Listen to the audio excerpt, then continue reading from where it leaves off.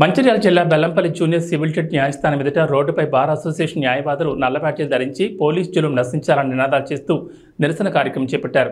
ఈ సందర్భంగా న్యాయవాదులు మాట్లాడుతూ సిద్దిపేట పట్టణంలోని టూ టౌన్ పోలీస్ స్టేషన్కు చెందిన ఏఎస్ఐ ఉమారెడ్డి, సిద్దిపేటకు చెందిన న్యాయవాది రవికుమార్పై భౌతికంగా దాడి చేయడాన్ని తీవ్రంగా ఖండిస్తూ బెల్లంపల్లి బార్ అసోసియేషన్ ఆధ్వర్యంలో తాము విధులను బహిష్కరించి నిరసన తెలుపుతున్నామన్నారు.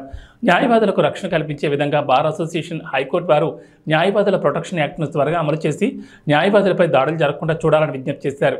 అలాగే న్యాయవాదులపై పోలీసులు కానీ ఇతర ప్రైవేట్ వ్యక్తులు కానీ దాడులకు పాల్పడితే కఠిన చర్యలు ఉంటాయని, మళ్లీ ఇలాంటి ఘటనలు పునరావృతం కాకుండా చర్యలు తీసుకోవాల్సిందిగా డిమాండ్ చేశారు. మా సిద్దిపేట న్యాయవాది అయిన శ్రీ రవికుమార్ గారిపై ఏఎస్ఐ అమానుషంగా దాడి చేసి అతను చెందడం జరిగింది. దానికి నిరసనగా మాకు state federation of bar associations అన్నీ కలిపి నిరసనకు పిలుపునివ్వడం జరిగింది. దానికోసం కానీ తెలంగాణ రాష్ట్ర వ్యాప్తంగా అన్ని బార్లు నిరసన తెలుపుతున్నారు. కావున మేము కూడా నిరసన తెలుపుతున్నాం. దీని మీద ఆ ఏఎస్ఐ ఎవరైతున్నారో అతను చర్య తీసుకొని ఆయన సస్పెండ్ చేయాలని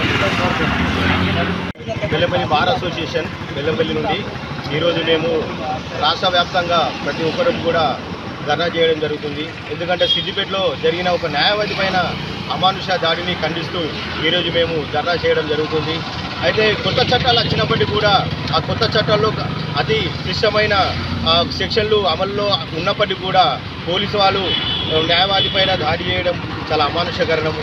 ఎందుకంటే అతనిపైన క్రిమినల్ కేసు బుక్ అయిన ఒకవేళ రిజిస్టర్ అయినప్పటికీ వెంటనే రిజిస్టర్ అయినప్పటికీ కూడా మళ్ళా తర్వాత అతని తరపున మేమే న్యాయవాదులము వాదించడానికి ముందు రావాల్సి వస్తుంది.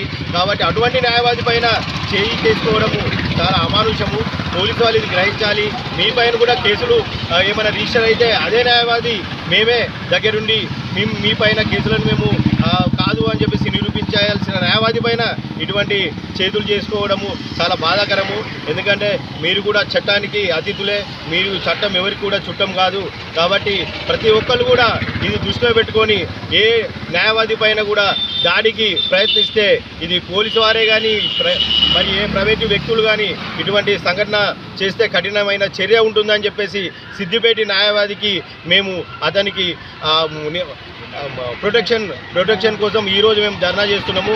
అడ్వకేట్ యాక్ట్, ప్రొటెక్షన్ యాక్ట్ వెంటనే కూడా తీసుకురావాలని చెప్పేసి బార్ కౌన్సిల్ ఏదైతే హైకోర్టు వారు ఉన్నారో వాళ్ళకు కూడా మేము విజ్ఞప్తి చేస్తున్నాం. దయచేసి తొందరగా అడ్వకేట్ ప్రొటెక్షన్ యాక్ట్ను తొందరగా తీసుకొస్తే బాగుంటుంది. లేకుంటే ఇటువంటి దాడులే ఎదుర్కోవాల్సి వస్తుంది అని ఈ సందర్భంగా తెలియజేస్తున్నాం.